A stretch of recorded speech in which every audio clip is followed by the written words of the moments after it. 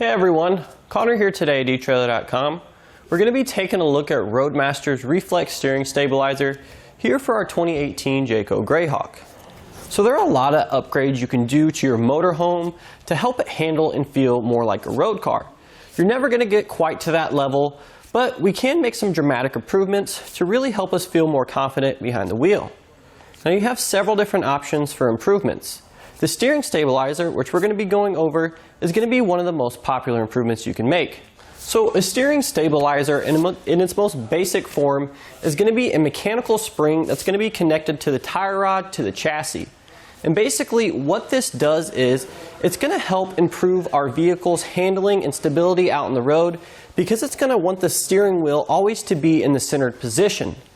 Therefore, if we're out on the highway, we get a big gust of wind that's going to be blowing us around, we're not going to have to make those huge adjustments to our steering wheel to get back to center.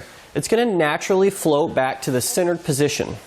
So now we're going to go ahead and take our speed bump course here with our factory sway bars here to show you the difference it's going to make when we install the upgraded sway bars. So right away, we can definitely feel our motorhome shifting side to side. There's definitely going to be a lot of rocking and body roll. I suspect you're going to see a lot of this when we pass large trucks on the highway as well, and we have that big gust of wind hit the side of our RV. So now we're going to head on over to our slalom course here. We're going to get up to speed and we're going to make some evasive maneuvers.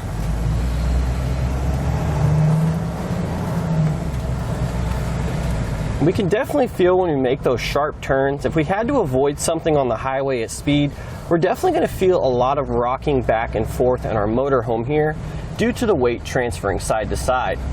And basically, the anti-sway bars that we have now, they're not going to be quite stiff enough to really take a lot of that play out. We're definitely going to want to look to upgrade those because it's going to more connect the body to the chassis of the vehicle. We're not going to have nearly as much movement side to side.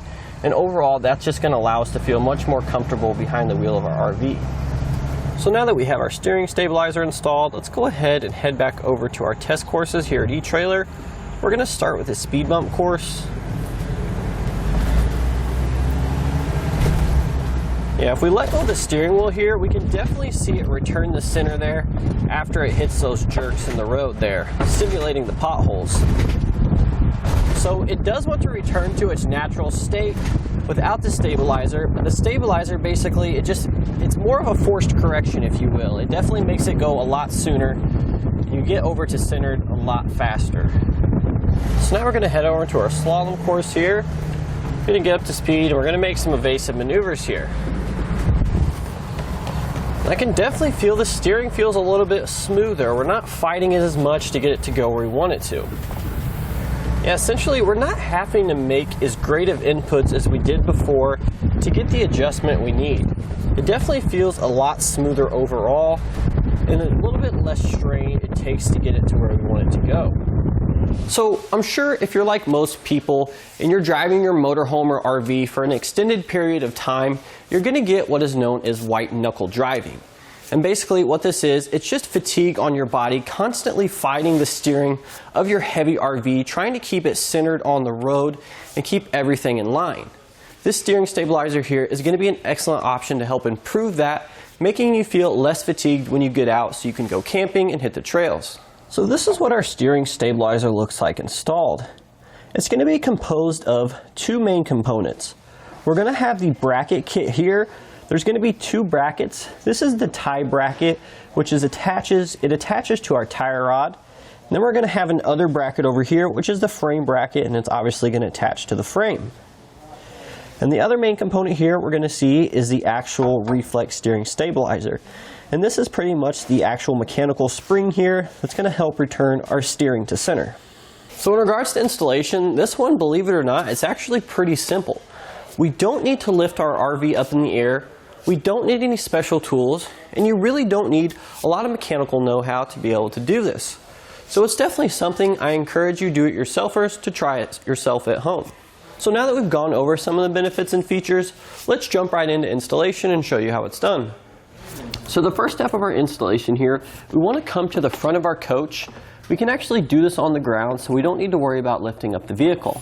But we want to make sure our steering wheel is completely center. And once we've ensured that the steering wheel is center, we can go ahead and crawl underneath the RV here. We can remove the factory steering dampener. So if we take a look underneath our vehicle here, we're going to see our factory steering dampener. We're also going to see there's two ends here. We're going to be working in the middle here where we have our two U-bolts. We need to go ahead and remove this tie plate here, which is attached with these U-bolts. In order to do this, we're going to need a 13mm socket.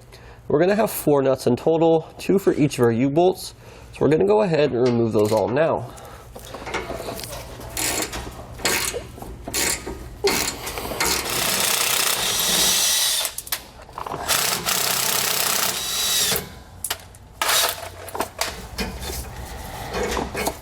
So now if we take a look at the other end of our steering dampener here, we're going to have, first of all, the shock absorber, but there's actually going to be a bracket connected to the shock absorber, attaching it and holding it to the frame. We're going to go ahead and remove the bracket as one piece here so we can take the shock absorber off with it. Now it's going to be kind of hard to see, but we're going to have 3 bolts in total holding our bracket to the frame here. There's going to be one that's going to be straight up from here, and then there's going to be 2 more at the top here. We're going to need a 13mm socket to remove these.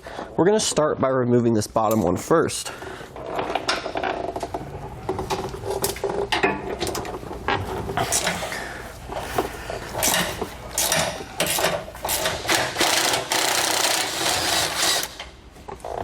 And these other 2 bolts here, they're going to be super tucked away, but we should be able to fit a wrench up there without too much issue.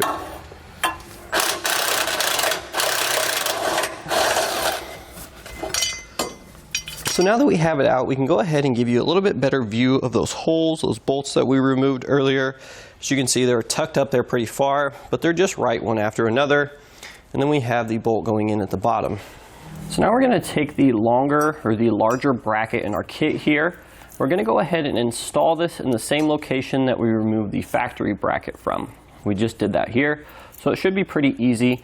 We're going to have 1 bolt on the bottom and 2 on the side, just as the factory one did. It's going to use the same holes. In regards to the hardware, we're going to be using the bolts that come with our kit here. We're going to first install a lock washer, followed up by a flat washer. We're going to do that for all 3 bolts that we use to attach this onto the frame. So now we can go ahead and set this up into position. For this first bolt here, we're going to be installing it into the bottom one. So it's going to help us hold it in place a little bit more so we can get the top 2 in. I'm not going to be torquing down anything as of yet. We're just going to have everything hand tight. We're going to go ahead and thread this bottom one in pretty much all the way without crushing our split lock washer there. That way it's going to help us align the holes for the top 2. So now we'll take a 17mm socket. We're not going to torque anything down or tighten it too far. We're just going to snug up our bolts.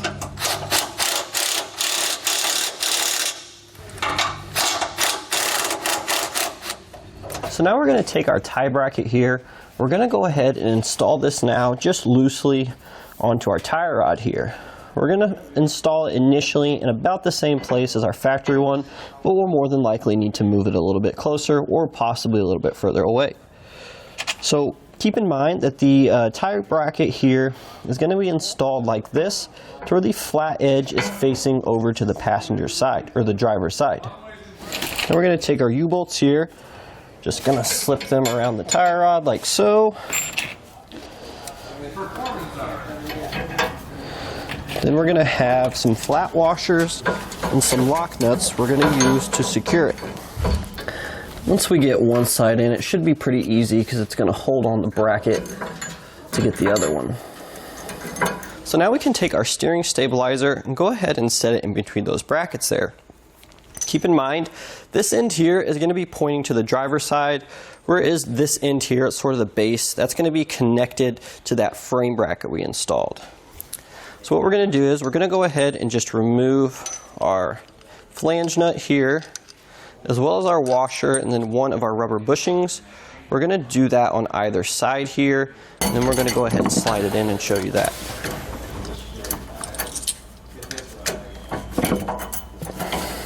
So we only need a couple threads here just to hold it in place for this first step. Now we're going to go ahead and repeat the same process, but on the other side to our frame bracket.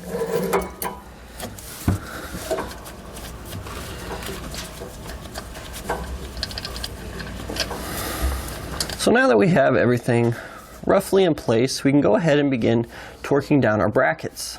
So now that we have our tie bracket loosely installed, we're going to come back on the other side here, and we're going to snug up all of our fasteners here, tighten them down until we collapse the split lock washers here on the frame bracket. We're going to need a 17mm socket for this.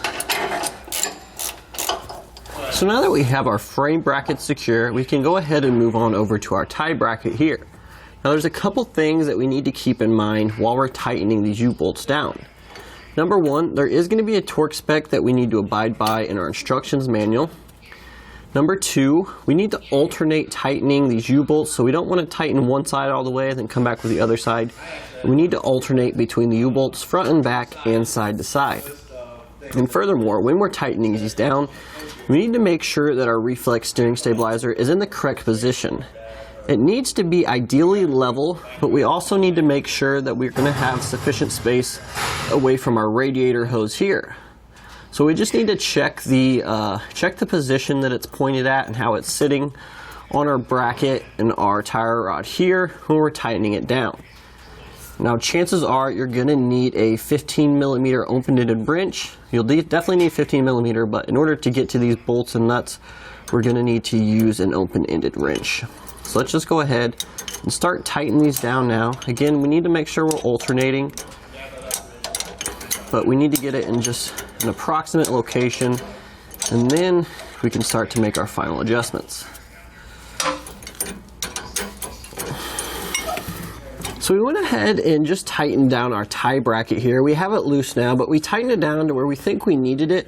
And then we went ahead and jumped in our coach here. We turned it on, we started turning the steering wheel, and we noticed that we are rubbing slightly on our radiator hose here, which is no good. So what we did is we needed to go ahead and loosen these U-bolts, and we're going to adjust the angle of the tie bracket a little bit further down. That way we don't run into those issues here. I'm going to hold it in the place we need, and then I can go ahead and retighten our U-bolts here, and hopefully we get a little bit better pitch here when we don't run into issues with our radiator hose.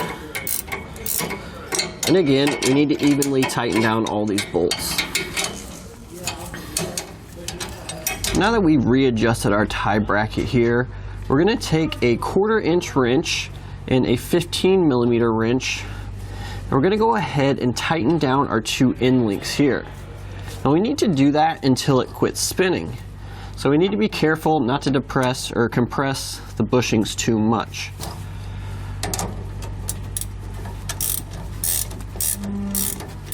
And again, we want to tighten a little bit on this side, move our way over to the other side, and repeat.